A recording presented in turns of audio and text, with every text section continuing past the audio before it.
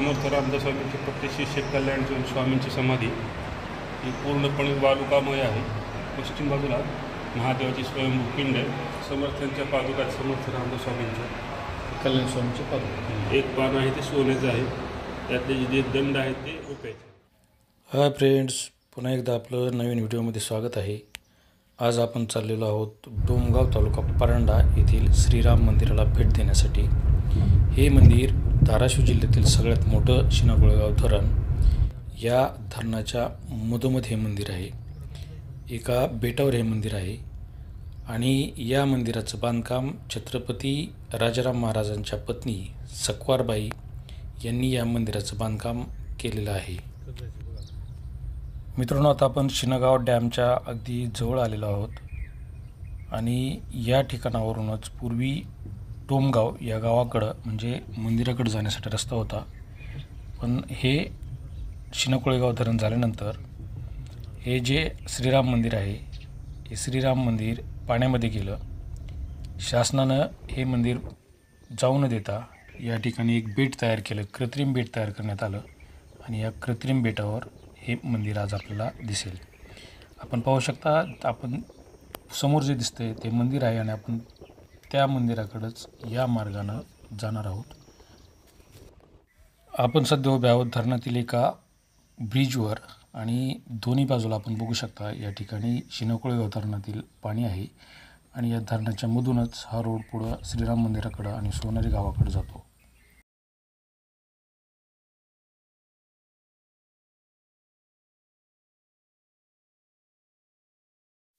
मित्रांनो, तुम्ही जर या चॅनलवर नवीन असाल तर चॅनलला सबस्क्राईब करा, व्हिडिओला लाईक करा आणि शेअर करायला विसरू नका आणि आपल्या कमेंट बॉक्समध्ये राईट डाऊन करा।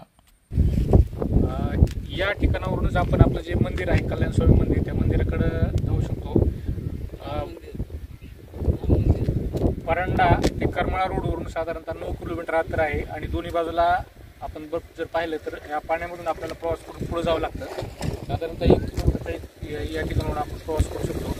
त्याच्यानंतर मंदिरात जाऊ शकतो। तर हा जो रस्ता आहे हा डोमगावला जाणारा मेन रोड आहे।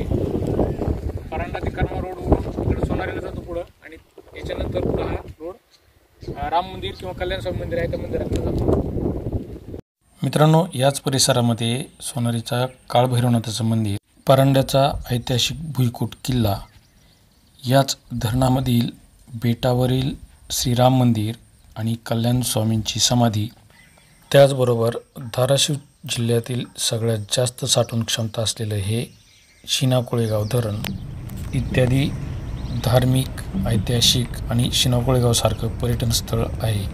या सर्वांच्या विकासासाठी आपले राजकीय प्रतिनिधी आणि शासनानं काय करावं यासाठीच्या आपल्या कमेंट बॉक्समध्ये राईट डाऊन करा।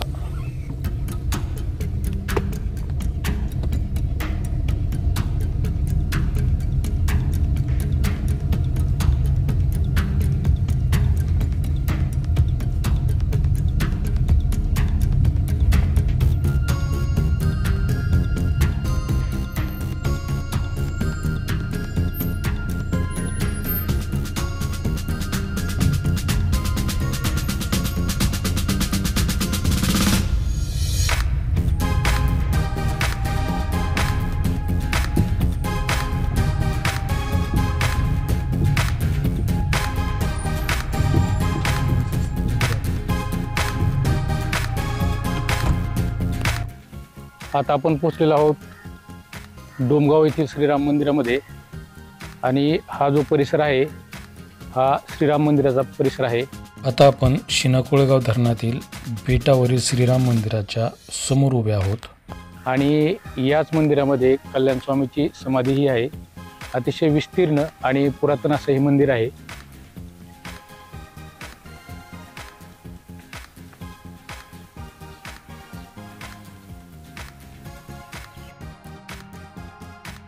मंदिराच्या प्रवेशद्वारावरच हा एक शिलालेख आहे।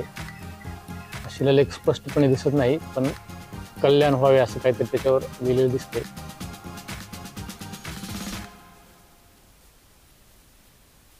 आता आपण मंदिरामध्ये प्रवेश करत आहोत। आपण बघू शकता हे मंदिराचं जे बांधकाम आहे ते पूर्ण दगडी बांधकाम आहे आणि मंदिराच्या प्रवेशद्वारावरच ही जी आपण नक्षी बघू शकता ही पूर्णतः दगडात कोरलेली नक्षी आहे. हा मंदिराचा मुख्य कळस, मुख्य शिखर आहे मंदिराचं. या ठिकाणी मंदिरात प्रवेश केल्यानंतर आपल्याला पाय धुण्यासाठी प्रशासनाने ही सोय केलेली आहे. मंदिराचा हा सुरुवातीचा जो परिसर आहे तोही अतिशय पुरातन असा परिसर आहे आणि मंदिराचा मुख्य भाग आहे.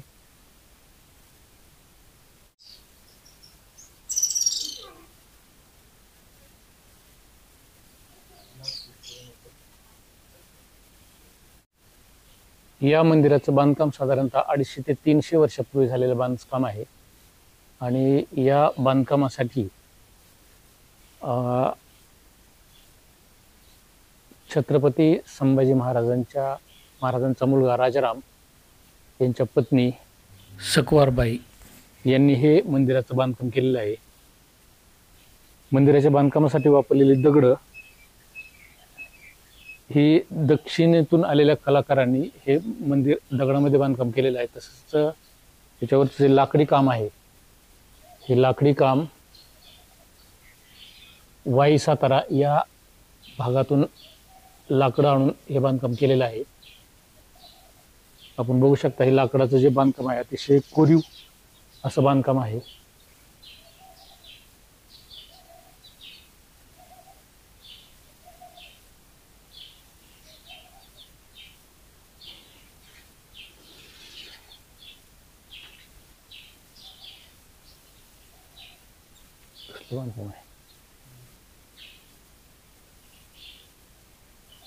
हा लाकडाचा भला मोठा खांब आहे आणि त्याला जोडून हे दुसरं लाकडी काम आपल्याला दिसून येईल. याच्यावरची जी नक्षी आहे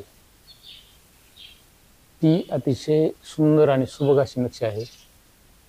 या ठिकाणी रामदास स्वामीचे शिष्य कल्याण स्वामी यांना रामदास स्वामींनी रामकार्यासाठी अंबाजी समर्थना अर्पण केलेले हे जे रामदास स्वामींसाठी हे रामकार्यासाठी अर्पण केलेलं होतं त्यावेळेच हे चित्र आहे. त्याच्यावर लिहिलेला अभंग आपण या ठिकाणी पाहू शकता. हे मंदिराचं पूर्ण लाकडी बांधकाम आहे आणि छतही लाकडी आहे. लाकडी छतावर केलेलं सुबक असं बांधकाम नक्षीकाम आपल्याला या ठिकाणी दिसून येईल. हे जे चित्र आहे ते कल्याण स्वामींनी हनुमानाचं चित्र रेखाटलेलं स्वतः रेखाटलेलं चित्र आहे. या ठिकाणी श्री कल्याण स्वामींनी रेखाटले श्री वीर हनुमान चित्र असा त्यामध्ये उल्लेख केलेला आपल्याला दिसून येईल.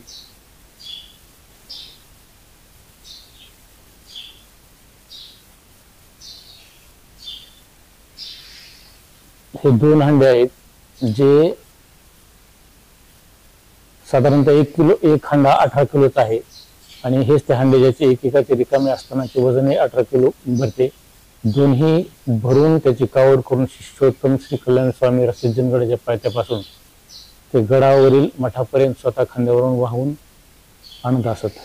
याशी वेगवेगळी चित्र या मंदिरामध्ये आपल्याला रेखाटलेली दिसतील.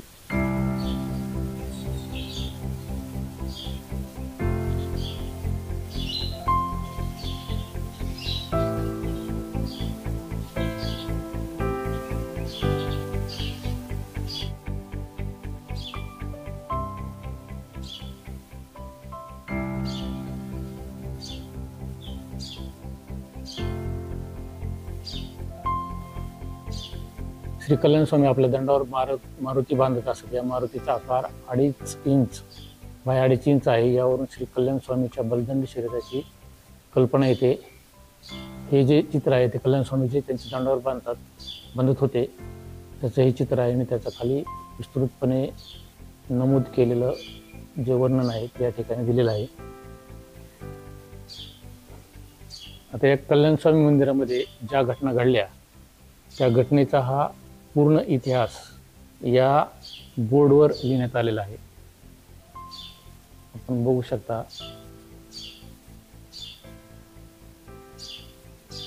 या ठिकाणी कल्याण स्वामीचा जन्म, कल्याण स्वामींनी अनुग्रह घेतलेली तारीख आणि कल्याण स्वामी यांनी डोमगावला वास्तव्यासाठी येण्यासाठी आगमनाची तारीख जी आहे ती 1678 ही नमूद केली आहे.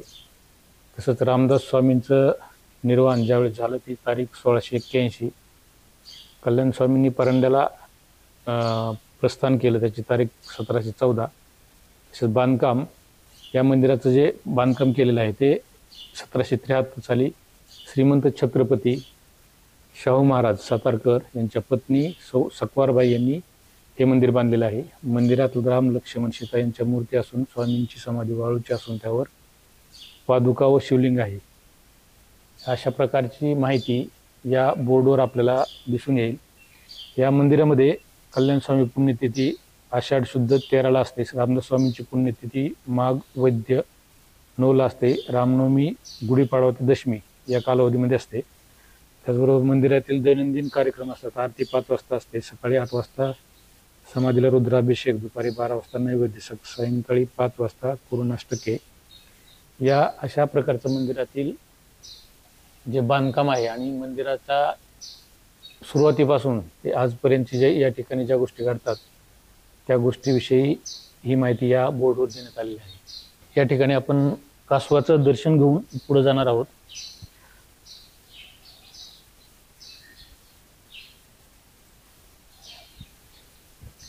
आपण बघू शकता हे जे दगडी बांधकाम आहे ते अतिशय उत्कृष्ट अशा पाषाणामध्ये कोरलेलं बांधकाम आहे आणि याच्यावरचं नक्षीकाम हे अतिशय भक्कम असं नक्षीकाम आपल्याला दिसून येईल.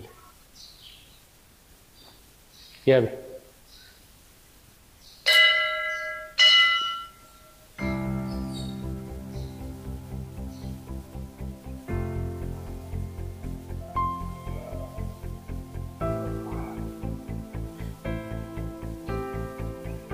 हा मंदिराचं छत आहे. आबी दर्शन घेतो आणि लाईट लाव. हा मंदिराचा छत आहे आणि हा छत पूर्णतः दगडी बांधकामात केलेला आणि नक्षीदार असा हा छत आहे.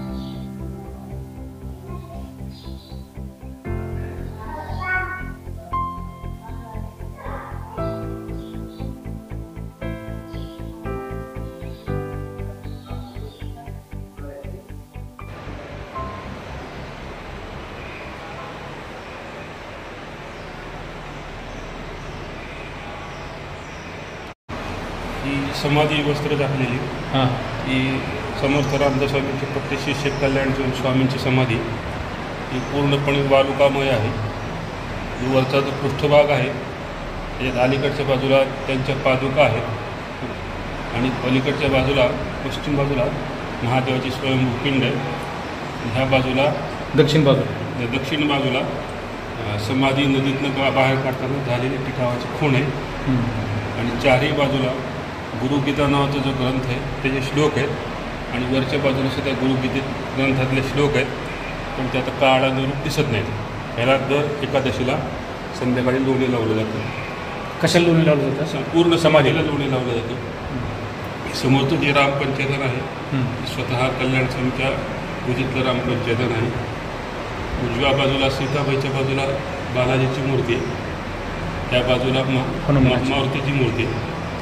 समोरची आहे ती विठोबाची मूर्ती आणि समोरासमोर तोंड करून आहे ते अंगद आणि सुग्रीव आहेत आणि ह्या कोपऱ्यातले जे देव आहेत त्या समर्थांच्या पादुका आहेत. समर्थ रामदास स्वामींच्या पादुका पितळी पादुका आहेत त्या.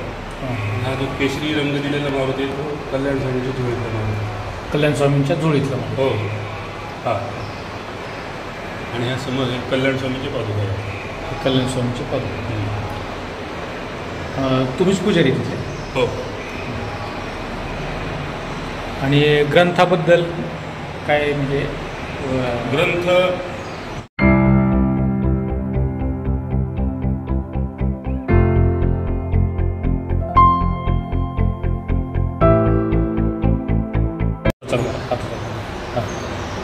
तिरपा झालेला जो कागद आहे केसरी तो आहे समर्थांनी कल्याण स्वामींना अक्षर गिरवायला दिलेला कित्ता. त्याला कित्ता म्हणतात. कित्ता ही काळ्या अक्षरातली काळ्या रंगाची सही आहे ती बाजरीची सही आहे. बाजरी जाळून केलेली शाई आहे. हां. आणि ही आहे कल्याण स्वामीच्या हस्ताक्षरातली दासबोधाची मूळ प्रतीची एक कॉपी. कल्याण स्वामीचे हस्ताक्षर येते. कल्याण स्वामीचं हस्ताक्षर आहे. आणि हे हे सुवर्णाक्षर त्याचे हस्ताक्षर आहे. ते कल्याण स्वामीचे शिष्य होते केशव स्वामी म्हणून उमरजकर. त्यांच्या हातची सुवर्णाक्षरातली प्रत आहे. सोनेरडी रुपेरी. एक पान आहे ते सोन्याचं आहे. त्यातले जे दंड आहेत ते रुपयाचे आहेत.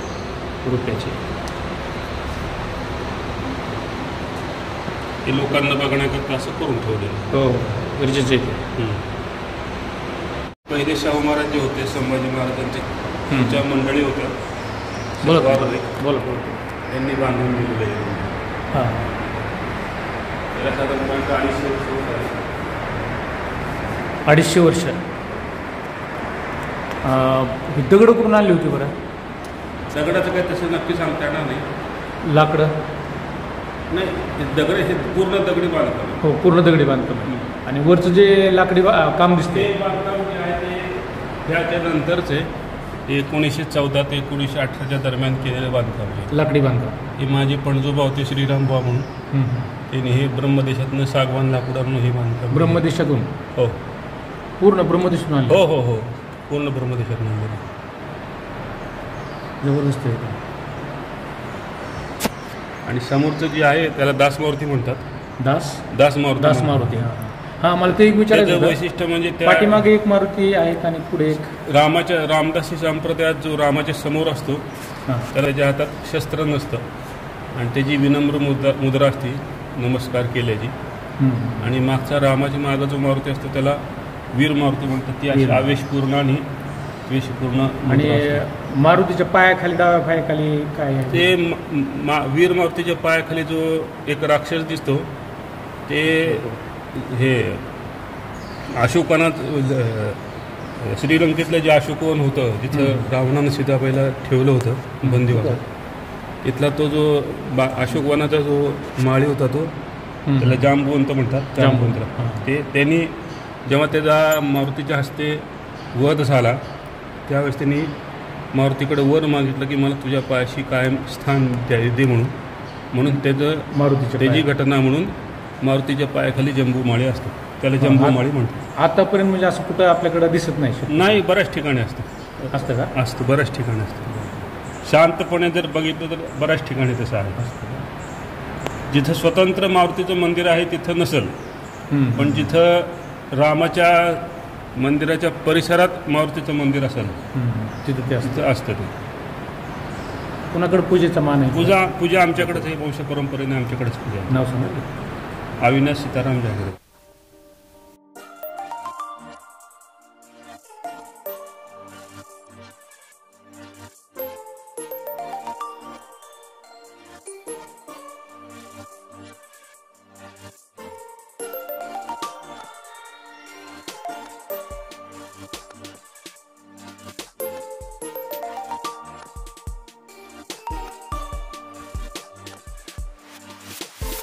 दुसरा माळा, त्यामध्ये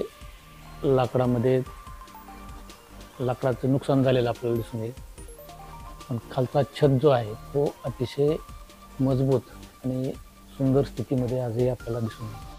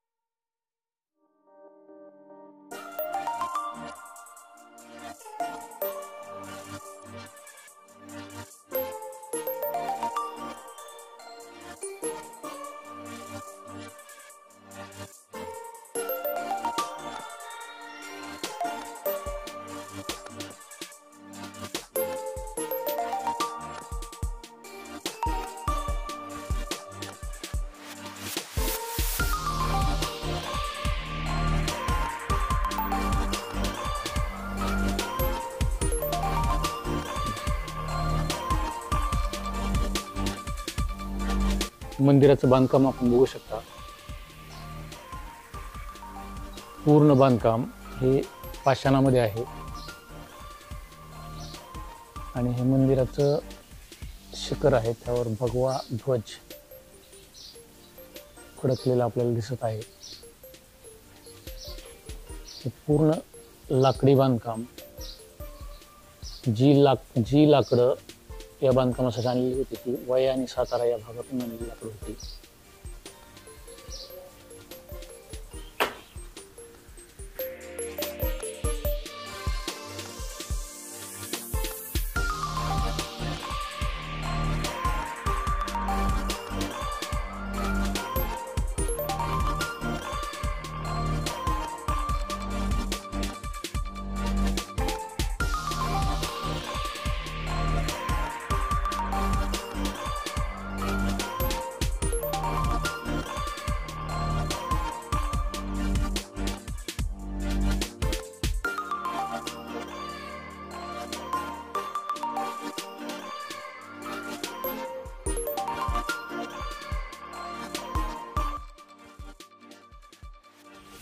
मित्रांनो, हा आहे शिनाकोळेगाव धरण आणि श्रीराम मंदिराचा ड्रोन कॅमेऱ्यातून टिपलेला नजारा।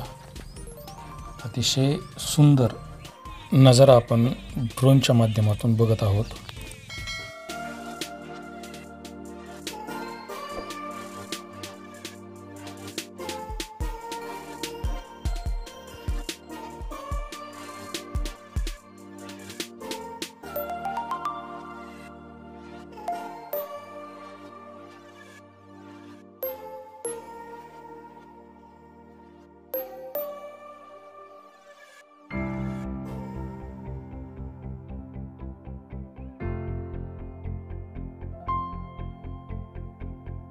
या ठिकाणी हे डोमगावचं श्रीराम मंदिर आणि श्रीराम मंदिराच्या भोवती चारही बाजूला आपल्याला हा शिनाकोळेगाव प्रकल्पातलं पाणी दिसेल।